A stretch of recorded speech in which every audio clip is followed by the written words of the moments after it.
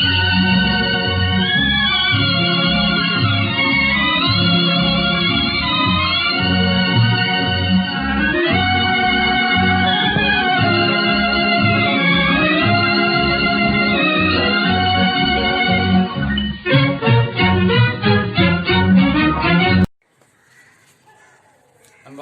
மாணவர்களே, மீண்டும் உங்களை mygrade.com என்ற யூடியூப் சேனலுக்கு உங்களை அன்புடன் அழைக்கின்றேன். கற்ற கல்வியும் பெற்ற அனுபவங்களும் யாருக்கு சேர வேண்டும்? மாணவர்களுக்கே சேர வேண்டும். நான் உங்கள் ஐயா பித்ராஜ். இன்னைக்கு நாம அடுத்த பாடமான கூட்டாண்மை கணக்குகள் நற்பெயர் அலகு 4 பார்க்கலாம். இது வரைக்கும் 3 பாடம் முடிச்சிருக்கிறோம். இப்போ 4வது பாடம்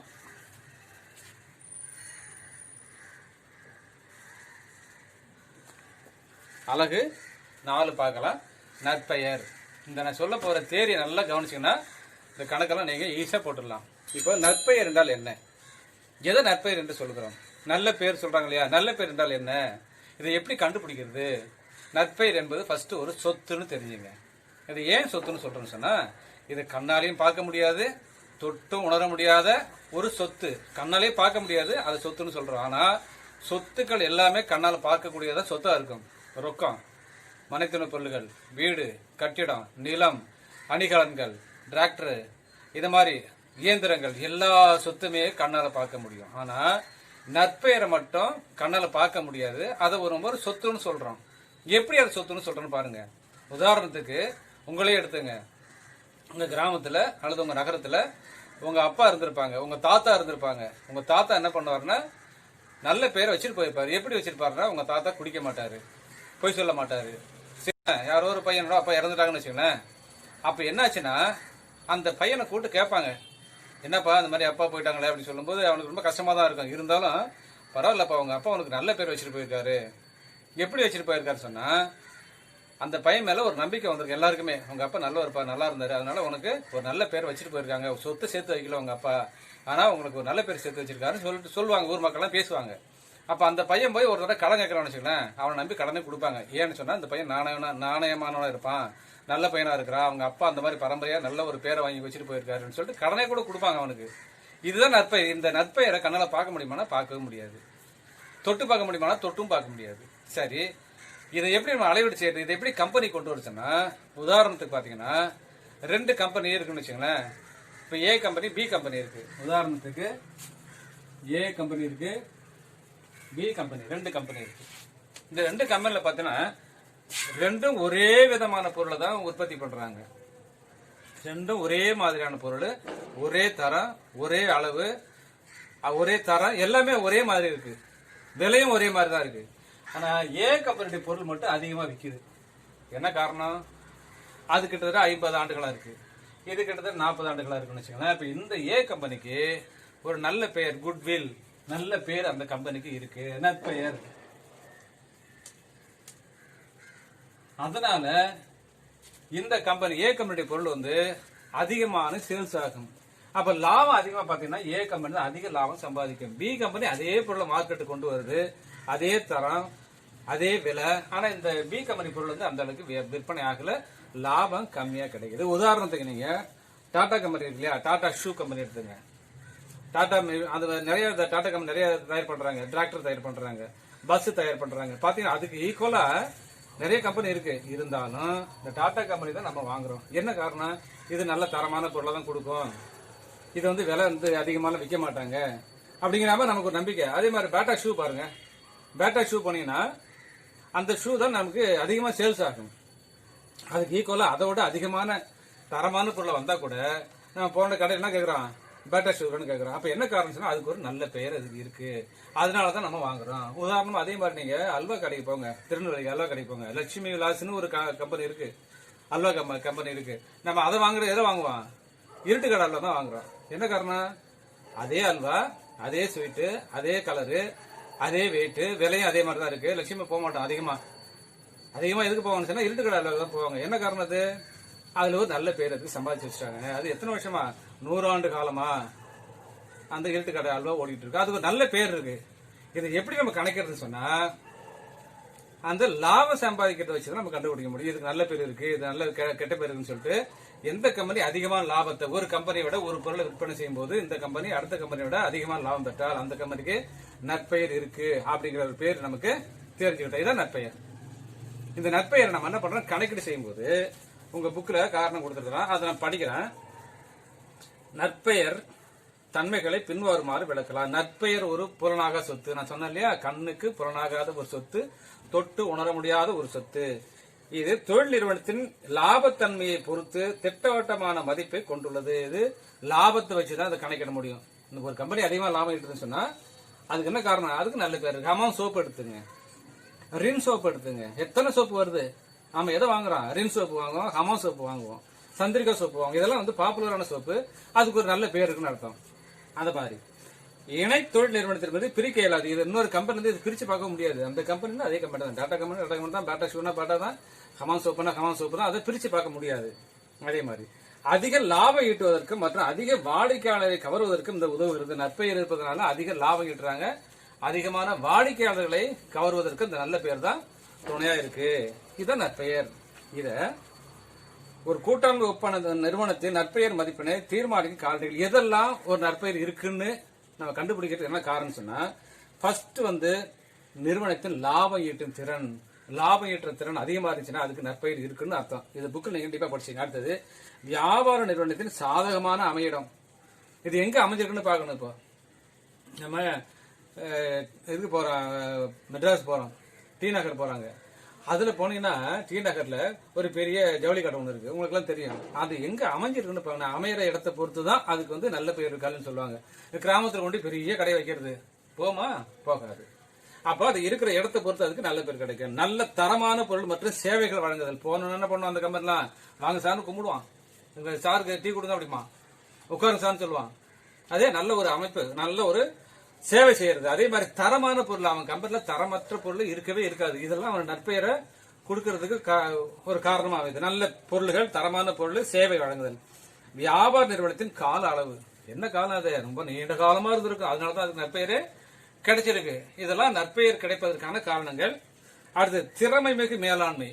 அதனுடைய மேலாண்மை பாத்தீங்கன்னா ரொம்ப திறமையான நிர்வாகம் பண்ணுவாங்க அந்த ஓனர் இல்லையா. அதனாலதான் அதுக்கு வந்து இப்ப ரிலையன்ஸ் கம்பெனி பாருங்க இல்லையா, நல்ல நிர்வாகம், அது நிறைய லாபம் சம்பாதிக்கிறாங்க. அது திறமையான நிர்வாகம்.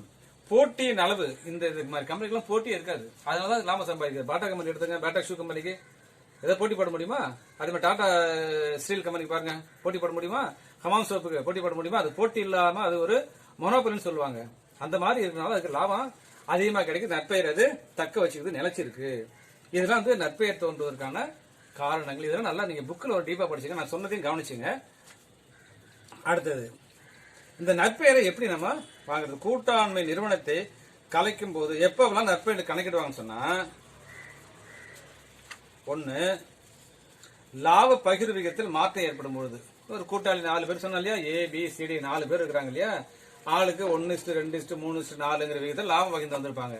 அந்த லாபத்தை மாற்றி அமைக்கணும். அப்ப நற்பெயர் நம்ம கூடி போச்சுன்னு அர்த்தம். அப்ப என்ன பண்ணா, லாபத்தை மாற்றி அமைக்கிறதுக்காகவும் நம்ம நற்பெயரை கணக்கிட்டு பார்க்கணும். ஒரு காரணம். 2வது காரணம், கூட்டாண்மை நிறுவனத்தின் புதிய கூட்டாளி சேர்க்கப்படும் பொழுது 4 பேர் இருக்கிறாங்க. இப்போ இந்த 4 பேரால நல்ல ஒரு பேர், அந்த கம்பெனிக்கு நல்ல பேர் நினைச்சு நிக்குது. இப்போ புதுசா ஒரு கூட்டாளி சேர்றாரு, அவரால் அந்த நற்பெயர் கெட்டு போகலாம் அல்லது இன்னும் கூட அதிகரிக்கலாம். அப்ப என்ன செய்யணும், நற்பெயர் நம்ம கணக்கிடணும். எப்படி கணக்கிறது? கடந்த 10 ஆண்டு எடுத்துங்க, கடந்த 20 ஆண்டு வச்சுங்க, நாம இவ்வளவு லாபம் சம்பாதிச்சுங்கிறது அப்ப கணக்கிட்டு பார்ப்பாங்க. எப்போ அது புதிய கூட்டாளி சேர்க்கும் பொழுதும், அதே மாதிரி ஒரு கூட்டாளி விலகும் பொழுதும், ஒரு கூட்டாளி இறப்பும் பொழுதும் அந்த நற்பெயர் கணக்கிடுவாங்க. அதுக்கப்புறம் நிறுவனத்தை கலைக்கிற பொழுது இல்லையா, இறக்கும் பொழுதும் கலைக்கின்ற பொழுதும் புதுசா ஒரு கூட்டாளி சேர்க்கின்ற பொழுதும் என்ன பண்ணாங்க, அந்த நற்பெயரை கணக்கிட்டு பார்ப்பாங்க. இன்னொன்னு, வாங்கப்பட்ட அல்லது பெறப்பட்ட நற்பெயர் என்ன? வாங்கப்பட்ட அல்லது பெறப்பட்ட நற்பெயர் என்றால் என்ன? எப்படி நற்பெயர் வாங்க முடியும்? இப்போ டாடா கம்பெனி எடுத்தாங்க, பாட்டா ஷூ கம்பெனி எடுத்துங்க, அவர் வந்து விற்க போறாரு. இப்ப நாம போய் வாங்குறோம், அந்த நற்பெயரோட சேர்த்து தான் வாங்கணும். அப்ப கம்பெனியோட மொத்த மதிப்பு பாத்தீங்கன்னா ஒரு 1000 கோடி வச்சுங்க. அந்த கம்பெனி பாட்டா ஷூ கம்பெனி இல்லையா, நாடு ஃபுல்லா உலகம் ஃபுல்லா கூட இருக்கலாம். அது நாம உதாரணம் சொல்றோம், ஒரு 1000 கோடி தான் சொத்து மதிப்பே. அவர் பார்த்தா எக்ஸ்ட்ரா ஒரு 100 கோடி கேட்கிறாரு. ஏன்னு கேட்டா நான் கம்பெனிக்கு இதுக்கு இத்தனை ஆண்டு காலமா நல்ல பேர் சேர்த்து வச்சிருக்கேன், அதுக்காக நீங்க லாபம் நிறைய சம்பாதிப்பீங்க, அப்ப நீங்க என்ன பண்றீங்க, எனக்கு எக்ஸ்ட்ரா ஒரு 100 கோடி கொடுங்கன்னு கேக்குறாரு. வாங்குறோம். அப்ப எதை சேர்த்து வாங்குறான்? நற்பெயரும் சேர்த்து வாங்குறோம். இதான் வாங்கப்பட்ட நற்பெயர்னு பேரு. வாங்கப்பட்ட நற்பெயர் என்றால் ஒரு நிறுவனம் அல்லது ஒரு கம்பெனி நடந்து கொண்டு இருக்கின்ற பொழுது அந்த சொத்து மதிப்பை விட அதிகமான சொத்து கொடுத்து கொஞ்சம் வாங்குறோம், விலை கொடுத்து வாங்குறோம். அந்த அதிகமா எக்ஸ்ட்ரா எதுக்கு வாங்குறோம்? அந்த கம்பெனிக்கு ஒரு நிலையான நற்பெயர் இருப்பதனாலதான் நம்ம அதிகமான விலை கொடுத்து வாங்குறோம். இதான் நற்பெயரை விலை கொடுத்து வாங்குதல், வாங்கப்பட்ட நற்பெயர். இன்னொன்னு உருவாக்கப்பட்டது அல்லது தோற்றுவிக்கப்பட்டது அப்படின்னா என்ன? தன்னுருவாக்கு நற்பெயர் என்றால் என்ன? ஒரு கம்பெனியை தொடங்கிட்டு நம்ம அந்த நற்பெயர் சம்பாதிக்க ரொம்ப கஷ்டப்பட்டாகணும். அதுக்கு என்ன பண்ணணும்? விளம்பரம் செஞ்சாகணும், வாடிக்கையாளர் நம்ம கவரணும், வரவங்களை அனுசரிக்கணும், தரமான பொருளை கொடுத்துட்டே இருக்கணும், கலப்படமான பொருளை கொடுக்க கூடாது, நல்ல ஒரு சென்டரான பிளேஸ்ல நம்ம இந்த கம்பெனி ஆரம்பிக்கணும். இதெல்லாம் நமக்கு அப்பதான் நற்பெயர் உருவாக்க முடியும். இல்லைன்னா உருவாக்காது. எங்கேயோ ஒரு மூலையில தரமற்ற பொருளை கொடுத்துட்டு இருந்தா நமக்கு நற்பெயர் கிடைக்காது. அப்போ 2 வகையில் நற்பெயர் கிடைக்கும். ஒண்ணு வாங்கப்பட்டது, இன்னொன்னு நாமளே உருவாக்குவது. நாம எப்படி உருவாக்க முடியும்? தரமான பொருளை கொடுக்கணும். மார்க்கெட்ல பார்க்கணும், தரமற்ற பொருளை விலை கொடுத்து வாங்கிட்டு வாங்க, 100 ரூபா கொடுத்து வாங்குறோம். நம்ம தரமான பொருள் 100 ரூபாய்க்கு கொடுங்க, எந்த விதமான சைடு எஃபெக்ட் இருக்காது, டெஸ்ட் பண்ணது, அரசாங்கத்துடைய முத்திரை இருக்கும், அதுல அரசாங்கத்தை அனுமதி பெற்று இது மாதிரி நம்ம கொடுக்கும்போது மக்களுக்கு ஒரு நம்பிக்கை ஏற்பட்டுரும். கேரண்டி கொடுப்பாங்க, 2 வருஷம் கேரண்டி செய்ய பொருள் உடையாது சார். பிலிப்ஸ் கம்பெனி எடுத்துங்க, பிலிப்ஸ் லைட் கம்பெனி இருக்கு இல்லையா, அதுல பாருங்க அது நல்லா உழைக்கும். அப்ப நம்ம அதெல்லாம் வாங்குறோம் இல்லையா. இப்ப இதை மாதிரி தான் நம்ம என்ன பண்றோம்? அந்த நற்பெயரை உருவாக்குறோம். அப்ப 2 வகையில் நற்பெயரை நம்ம வாங்கலாம். ஒண்ணு வாங்கப்பட்டது, இன்னொன்னு உருவாக்கப்பட்ட நற்பெயர். புரிஞ்சுதா? அப்போ இதெல்லாம் நீங்க நான் சொல்றதையும் ஞாபகம் வச்சுக்கிறீங்க, புக்கையும் படிக்கிறீங்க. இப்ப 2 வகையான நற்பெயர் சொன்னேன். ஒன்னு வாங்கப்பட்ட நற்பெயர், இன்னொன்னு உருவாக்கப்பட்ட நற்பெயர். இந்த வாங்கப்பட்ட நற்பெயருக்கு மதிப்பு நம்ம 100 கோடி எக்ஸ்ட்ரா கொடுத்து வாங்கிக்கிறோம். இதை நம்ம என்ன பண்ணலாம்? கணக்கேடுல பதிவு பண்ணலாம், பதிவு பண்ணி வச்சுக்கலாம். இத்தனை கோடி தான் எக்ஸ்ட்ரா வாங்கியிருக்குன்னு சொல்லிட்டு. உருவாக்கப்பட்ட நற்பெயர்கள் அதை நம்ம இன்னும் கணக்கிடவே இல்லை. அதை என்ன பண்ணக்கூடாது? அப்ப கணக்கிட முடியாததை கணக்கிடாத நம்ம நோட்ல அல்லது கணக்கேடுல பதிவு செய்யக்கூடாது. 2 ஞாபகம் வச்சுக்கிறது. ஒன்னோட ஆன்சர் வரும். நான் சொல்றதெல்லாம் ஒன்னோட ஆன்சருக்கு ரொம்ப உங்களுக்கு உதவும். 1 மார்க் வேணா வருது இல்லையா, அதுக்கு ரொம்ப பயன்படும். அதாவது வாங்கப்பட்ட நற்பெயரை மதிப்பை கணக்கேடில் பதிவு செய்து வைக்கலாம். ஆனால் உருவாக்கப்பட்ட நற்பெயரை கணக்கேடில் பதிவு செய்யக்கூடாது. காரணம், அதை இன்னமும் நான் மதிப்பிடல இல்லையா, இப்பதான் நம்ம உருவாக்கிக்கிட்டு இருக்கிறோம், அதனால அதை பதிவு செய்யக்கூடாது. அடுத்தது, இந்த நற்பெயரை கணக்கிட முறைகளுக்கு போயிடலாம். எத்தனை வகையான முறைகள்ல கணக்கிடலாங்கிறதுல முதல் முறை சராசரி லாப அடிப்படை. சராசரி லாப அடிப்படை முறையில கணக்கிடலாம். அதை நம்ம கொஞ்சம் டீப்பா பார்க்கலாம். நல்லா கவனிச்சீங்கன்னா மறக்காது உங்களுக்கு. முதல் முறை சராசரி லாப அடிப்படை முறை. அதுதான் சராசரி. ஃபர்ஸ்ட் நம்ம என்ன பண்ணணும்? சராசரி என்றால் என்ன அப்படி தெரிஞ்சுக்கணும். அப்பதான் சராசரி அடிப்படைக்கு போக முடியும். சராசரி என்றால் என்ன? உதாரணத்துக்கு நீங்க ஒரு 4 பேர் ஃப்ரெண்ட்ஷிப் இருக்கிறீங்க, ஃப்ரெண்டா இருக்கிறீங்க இல்லையா. சினிமா தியேட்டருக்கு போறீங்க, ஒரு டிக்கெட் 100 ரூபான்னு வச்சுங்க. ஒரு டிக்கெட்டு 100 ரூபாய். இப்போ உங்க 4 பேர்ட்டு பார்த்தீங்கன்னா ஒரு பையன்கிட்ட 200 ரூபாய் இருக்கு, இன்னொரு பையன்கிட்ட 100 ரூபாய் இருக்கு, இன்னொரு பையன்கிட்ட 50 ரூபாய் இருக்கு, இன்னொரு பையன்கிட்ட 80 ரூபாய் இருக்கு. இது மாதிரி கம்மியா இருக்கு, கூட இருக்க, குறைச்சல இருக்கு இல்லையா. இப்ப எப்படி நீங்க சினிமாவுக்கு போக முடியும்? டிக்கெட் எப்படி வாங்க முடியும்? அப்ப என்ன பண்றீங்க? எல்லா பணத்தையும் கலெக்ட் பண்றீங்க. எப்படின்னு பாருங்க. இப்ப 4 நண்பர்கள் இருக்கீங்க, சினிமாவுக்கு போகணும்னு முடிவு பண்ணிட்டீங்க. ஆனா அந்த சி கிட்ட டி கிட்ட பாத்தீங்கன்னா பணம் 50 ரூபா தான் இருக்கு.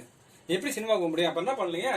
ஏ 200 ரூபா வச்சிருக்காரு, பி 100 ரூபா வச்சிருக்காரு, சி 50 ரூபா, டி 50 ரூபா. 4 பேர் பணத்தை ஒன்னா வாங்குறீங்க. ஒன்னா கலெக்ட் பண்ணிப்பாங்க. எவ்வளவு சொல்லிட்டு 200, 300, 400 ரூபா வருது. இப்ப என்ன பண்ணலாம்? 4 பேருக்கு சமமா பிரிச்சுக்கலாம். இப்ப 4 டிக்கெட் வாங்கலாம். அப்ப என்ன பண்றீங்க? 400 இன்ட்டு பை 4 போட்டீங்கன்னா எவ்வளவு வருது? இப்ப 100 ரூபாய். ஆளுக்கு 100 ரூபாய் வந்துடும் இப்போ இல்லையா. ஒரு நாள் 4, ஒரு நாள் 100 ரூபாய். இது பேர் தான் சராசரி என்பது. ஒண்ணு இல்ல, சராசரி என்பது மொத்தத்தை கூட்டி எத்தனை ஆண்டுகளோ எத்தனை நபர்களோ அதில் வகுத்தோம்னா நமக்கு கிடைப்பது என்ன? சராசரி. இப்ப சராசரியா பாத்தீங்கன்னா ஒரு ஆளுக்கு 100 ரூபாய் வந்துச்சு. இப்ப 4 பேர் சினிமாவுக்கு போகலாம். ஓகே, புரிஞ்சுதா? இதான் சராசரி என்பது. எத்தனை நபர்கள் அல்லது எத்தனை ஆண்டுகள் லாபம் ஈட்டிருக்குமோ அந்த லாபத்தை மொத்தமா கூட்டி ஆண்டுகள் அதில் வகுத்தோம்னா நமக்கு சராசரி கிடைச்சிடும். இப்ப இது அப்படியே நம்ம கணக்கு போகலாம். சராசரி என்பது மொத்த நபர்கள் அல்லது மொத்த ஆண்டுகள் கிடைக்கப்பட்ட லாபங்கள்லாம் ஒன்னா கூட்டி அந்த எத்தனை ஆண்டுகள் வகுத்தோம்னா கிடைப்பது சராசரி. இதே மாதிரிதான் இப்போ இதுதான் சராசரி. 4 பேருக்கு சராசரி சமமான பங்குன்னு அர்த்தம். சராசரி என்பது சமமான பங்கா பிரிக்கிறதுன்னு அர்த்தம். இப்ப நாம என்ன பண்றோம்? ஒரு கம்பெனி 2014ஆம் ஆண்டு 4000 ரூபாய் லாபம் சம்பாதிச்சிருக்காங்க. 2015 3000 ரூபாய், 2016 5000 ரூபாய், 2017 4500 ரூபாய், 2018 3500 ரூபாய். இப்ப இதை கூட்டி சராசரியா அது சமமா பிரிக்கணும். எல்லாருக்குமே சமமா இது மாறி மாறி இருக்கு. 4000 3000 5000 4500 3500. இப்ப மொத்தமா கூட்டுங்க எவ்வளவுன்னு பாக்கலாம். 0 0 5 10 மீது 1 4 8 13 16 4 20,000 வருது. அப்ப எத்தனை ஆண்டுகள்? 1 2 3 4 5 ஆண்டுகள். அப்ப என்ன பண்ணலாம்? 20,000 பை 5 5 ஆண்டு 1 5 4 5 20. அப்போ சராசரியா சமமா எத்தனை வருது? 4000. இதுதான் சராசரி லாபம். இப்ப சராசரி லாபம் 4000 ரூபாய். இப்ப ஃபர்ஸ்ட் நமக்கு சராசரி கண்டுபிடிக்க தெரியுதா? சராசரி கண்டுபிடிச்சிட்டா அடுத்தது நம்ம நற்பெயருக்கு எவ்வளவு கொடுத்துருப்பான், எத்தனை ஆண்டுக்கு நற்பெயர் எடுத்துக்கலாம்னு சொல்லுவாங்க. 3 ஆண்டுக்கு எடுத்துக்கலாமா, 4 ஆண்டுக்கு எடுத்துக்கலாமா, 5 ஆண்டுக்கு எடுத்துக்கலாம் சொல்லுவாங்க. நம்ம சராசரி கண்டுபிடிச்சிட்டா நம்ம நற்பெயர் கண்டுபிடிக்கும் போது எத்தனை ஆண்டுகளுக்கு கூட்டிக்கணும்னு சொல்லுவாங்க. 3 ஆண்டுக்குன்னா இதை 3 ஆண்டு பெருக்கிடுங்க, 4 ஆண்டுக்குன்னா 4 ஆண்டுக்கு பெருக்கிடுங்க. அதான் நம்ம நற்பெயர் கண்டுபிடிக்கிறது. 4 ஆண்டு கொள்முதல் கொடுத்துருப்பான். கொள்முதல் என்பது ஒண்ணும் இல்ல, 4 ஆண்டு கொடுத்தா 4 ஆண்டு பெருக்குங்க, 3 ஆண்டு கொடுத்தா 3 ஆண்டு பெருக்குங்க. எப்ப நற்பெயர் நம்ம கண்டுபிடிச்சிடலாம். ஃபர்ஸ்ட் என்ன கண்டுபிடிக்கணும்? சராசரி கண்டுபிடிச்சோம்னா நம்ம அடுத்தது எத்தனை ஆண்டுகளுக்கு நம்ம அந்த நற்பெயர் கொண்டு போறதுன்னு கேட்பாங்க. 2 ஆண்டுகளுக்கு முன்னாடி எடுத்துக்கலாமா, 3 ஆண்டுக்கு முன்னாடி எடுத்துக்கலாமா, 4 ஆண்டுக்கு முன்னாடி எடுத்துக்கலாமான்னு கேட்பாங்க. அப்படி 4 ஆண்டு சொன்னா 4 ஆள் பெருக்குங்க. இதை 3 ஆண்டு தான் 3 ஆள் பெருக்குங்க. அப்ப 3 ஆள் பெருக்கணும்னா எவ்வளவு வருதான்? முன்னாங்க 12,000 ரூபாய். இதான் நற்பெயர். இப்ப நற்பெயர் என்பது சராசரியினுடைய கொள்முதல் ஆண்டு 3 இருக்கலாம் அல்லது 2 இருக்கலாம். புரிஞ்சுதா? இப்போ இதான் சராசரி என்பது நான் பாத்துக்கணும். எத்தனை ஆண்டு கொடுத்துருக்காங்களோ அதை என்ன பண்ணதுல அதை கூட்டிக்கணும். இப்ப சப்போஸ் நட்டம் வந்து போச்சுன்னு வச்சுங்களேன், அப்ப என்ன செய்வீங்க? நட்டம் வந்தா இதை பாருங்க, இது அப்படியே இருக்கட்டும்.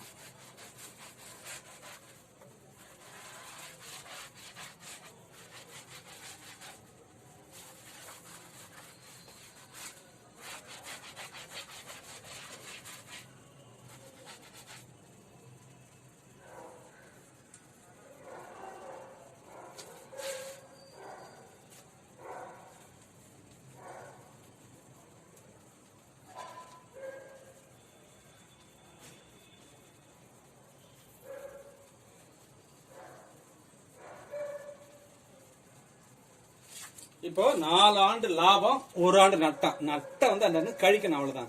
லாபத்தை கூட்டுறோம்ல, அதுவே நட்டம் வந்து கழிக்கணும். இப்ப கழிச்சு பார்க்கலாம். எப்படி கழிக்கிறது பாருங்க. 4 7 12 16 16ல 3 போனா 13,000. இது வந்துச்சா பாருங்க. இப்ப எப்படி 13,000 இருந்துச்சு? நட்டம் வந்தா கழிக்கணும். இது மைனஸ் ஆயிடும். இது கூட்டுங்க, இதை விட்டுட்டு கூட்டுங்க. 4 5 4 9 12 16. 16,000த்துல 3,000 கழிச்சோம்னா 16,000 கழிக்க 3,000 நட்டத்தை கழிச்சோம்னா மீதி 13,000. இந்த 13,000 என்ன பண்றோம்? 5ஆல திருப்பி நம்ம வகுக்கணும். 13,000 டிவைடட் பை 5. 5ஆல வகுத்து பாருங்க. 1 5 5 2 5 10 மீதி 3 30 6 5 30. அப்ப எவ்வளவு வருது? 2,200 சராசரி.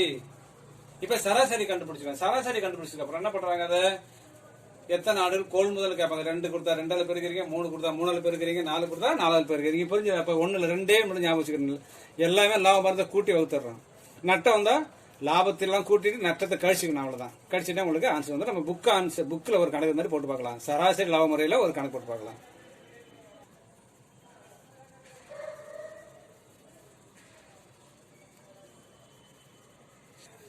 இப்போ நாம பார்த்த முறையில ஃபர்ஸ்ட் ஒரு சராசரி சாதாரண சராசரி லாப முறைன்னு ஒரு கணக்கு நம்பர் 1 பக்க நம்பர் 133ல இந்த கணக்கு நம்ம எப்படி போடுறாங்க பாத்துங்க.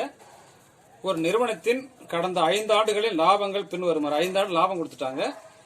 5 ஆண்டு சராசரி அதாவது 2 ஆண்டு கொள்முதல் என அடிப்படையில் நற்பெயரின் மதிப்பை கணக்கிடவும். இப்போ நான் எப்படி போடுறேன்னு பாத்துங்க. ஈஸியான கணக்கு ஒண்ணு இல்லை, அப்படியே ஆண்டுகள் எழுதுறோம். கணக்கு நம்பர் 1 பக்கா நம்பர் 133 ஆண்டு.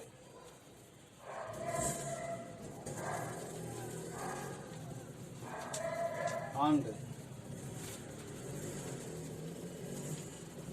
முடிவு தொகை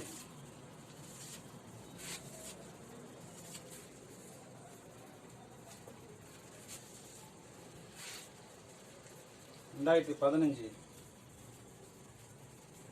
லாபம் 5000. 2016 லாபம் 8000.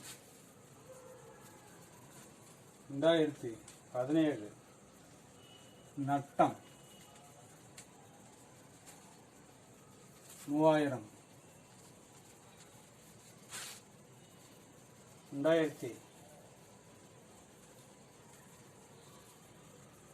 2018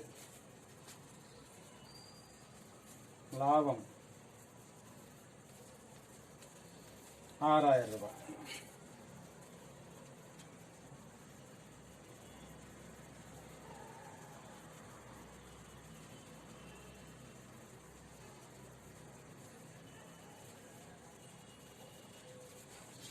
கணக்கு நம்பர் 2. கணக்கு நம்பர் 2. இப்போ என்ன பண்ண அதை கூட்டுங்க, இதை மைனஸ் பண்ணிக்கணும். இப்போ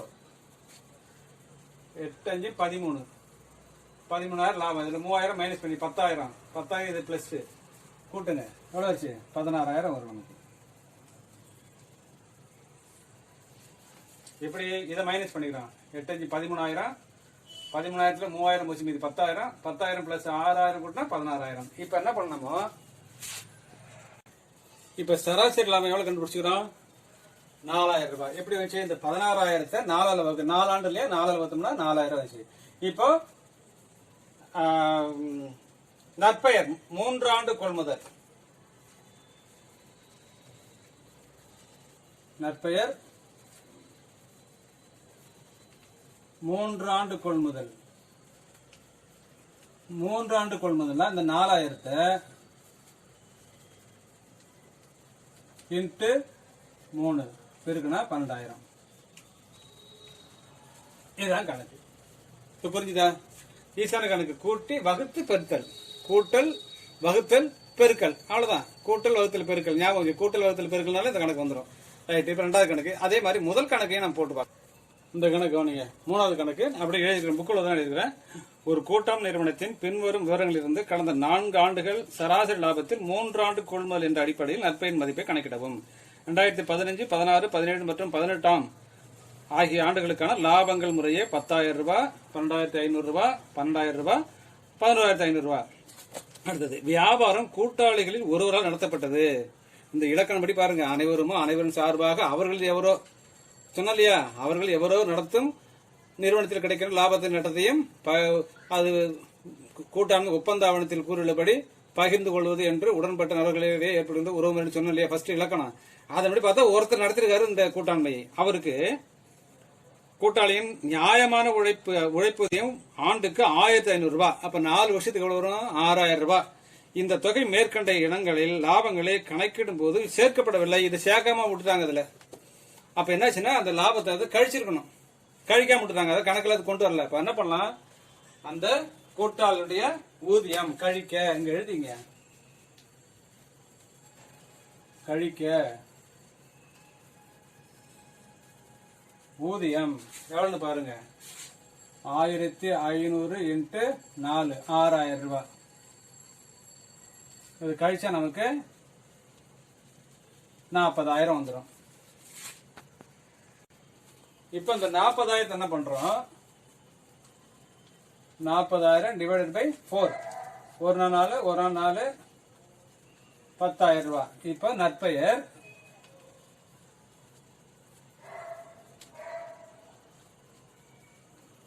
இது வந்து சராசரி லாபம். இது நற்பெயர் கிடையாது, சராசரி லாபம்.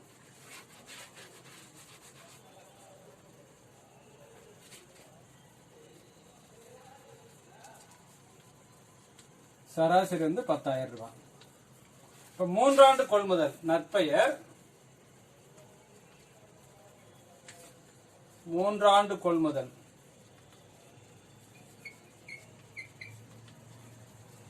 கொள்முதல்னா 10,000 இன்ட்டு 3 போட்டீங்கன்னா எவ்வளவு வருது? 30,000. அவ்வளவுதான் இந்த கணக்கு. இது புரிஞ்சுதா? சின்ன சின்ன மாற்றங்கள் தான், ஒன்றும் கிடையாது. ஒரு கூட்டாளிக்கு ஊதியம் கொடுக்கணும், அது கொடுக்காம விட்டுறாங்க, இந்த கணக்குல சேர்க்காம விட்டாங்க. அப்ப என்ன ஆயிட்டு அதை நம்ம அதை கழிச்சுக்கணும். அதை இதெல்லாம் நற்பெயர் கூடிட்டு இருக்கு. இப்போ அவர் ஊதியம் கொடுத்தா நற்பெயர் எந்த அளவுக்கு இருக்காது, அது கொடுத்திருந்தா நம்ம குறைஞ்சிருக்கும். ஊதியத்தையும் சேர்த்து நற்பெயர்ல வச்சிருக்காங்க. புரிஞ்சுதா? இப்போ நற்பெயர் கணக்கு பாத்தீங்கன்னா ஊதியத்தை சேர்த்து வச்சிருக்காங்க. ஊதியம் கொடுக்க என்ன இருக்கணும், அதை கழிச்சிருக்கணும். இப்ப நம்ம மொத்தமா கழிச்சுக்கிறோம். ஒரு வருஷத்துக்கு 1,500, 4 வருஷத்துக்கு 6,000 ரூபாய் கழிச்சுட்டாதான்